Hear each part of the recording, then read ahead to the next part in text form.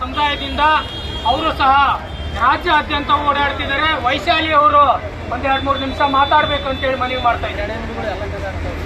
ನಮಸ್ಕಾರ ಎಲ್ಲ ಸ್ನೇಹಿತರಿಗೆ. ಇದುವರೆಗೂ ಎಲ್ಲ ರೀತಿಯಲ್ಲಿ ಸಂಪನ್ಮೂಲ ವ್ಯಕ್ತಿಗಳು ಮಾತಾಡಿದ್ದಾರೆ. ಮುಖ್ಯವಾಗಿ ಮಾತಾಡ್ತಕ್ಕಂಥ ವಿಚಾರ ಇಷ್ಟೇ, ನಾವು ಇಲ್ಲಿ ಒಂದು ಲಿಂಗಭೇದ ಮತ್ತು ಜಾತಿ ಭೇದ ವರ್ಗ ಭೇದಗಳನ್ನ ಮರೆತು ನಾವು ಯಾವುದೇ ರೀತಿಯ ಪಕ್ಷದವರಲ್ಲದೆ ಸಮಾಜಮುಖಿಯಾದಂಥ ಈ ಕೆಲಸವನ್ನ ದುಡಿಯುವ ಜನರಿಗೆ ಮತ್ತು ಬಡ ಜನಾಂಗಕ್ಕೆ ಸರ್ಕಾರಿ ಸೌಲಭ್ಯಗಳು ಸಿಗಬೇಕು. ಸರ್ಕಾರಿ ವಲಯದ ಮಟ್ಟಗಳಲ್ಲಿ ಯಾವುದೇ ರೀತಿ ಖಾಸಗೀಕರಣದ ಪಾತ್ರ ಇರಬಾರ್ದು.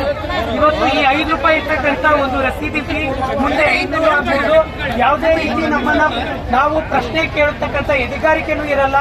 ಅದು ಒಂದು ಪ್ರೈವೇಟ್ ಒಬ್ಬ ಖಾಸಗಿದಾರನ ಗೊತ್ತಾಗಿರುತ್ತೆ.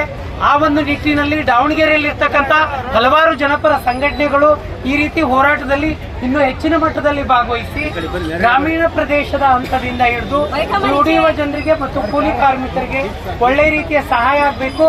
ಯಾವುದೇ ರೀತಿ ಖಾಸಗಿ ಹಾಸ್ಪಿಟಲ್, ಖಾಸಗಿ ವೈದ್ಯಕೀಯ ಕಾಲೇಜ್ ಆದ್ರೆ ಬಡವರ ಮಕ್ಕಳಿಗೆ ಓದಲಿಕ್ಕೆ, ಬಡವರ ಮಕ್ಕಳು ವೈದ್ಯಕೀಯ ಶಿಕ್ಷಣ ತೆಗೆದುಕೊಳ್ಬೇಕಾದ್ರೆ ಒಂದು ಬೇರೆ ಬೇರೆ ರಾಜ್ಯಗಳಿಗೆ ಹೋಗ್ಬೇಕು, ಇಲ್ಲ ಬೇರೆ ಬೇರೆ ಜಿಲ್ಲೆಗಳಿಗೆ ಹೋಗ್ಬೇಕು.